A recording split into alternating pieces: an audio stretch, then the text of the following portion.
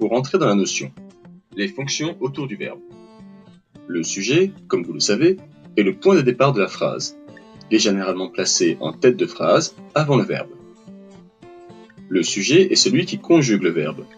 Pour le trouver, il faut donc poser la question « qui est-ce qui » plus verbe.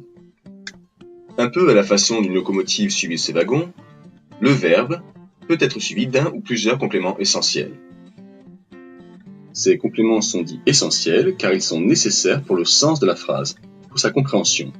Sans eux, la phrase n'a plus aucun sens. Pour vérifier qu'un complément est bien essentiel, on peut pratiquer deux tests, celui de la suppression ou du déplacement de l'élément qui nous intéresse. Ainsi dans la phrase « il prend son temps pour manger », on peut vérifier que le groupe nominal son temps est complément essentiel, car si on le supprime, la phrase n'a plus aucun sens. De même, un complément essentiel ne pouvant être sorti du groupe verbal, on peut faire le test du déplacement. En plaçant le complément au début de la phrase, on vérifiera s'il s'agit d'un complément essentiel. Son temps il prend pour manger est incorrect. Son temps est donc bien complément essentiel du verbe prend.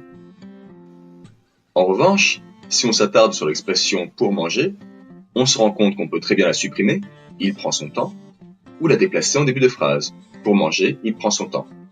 Pour manger n'est donc pas un complément essentiel. Vous êtes maintenant prêt pour faire le test de positionnement, QCM et exercice. Bon courage!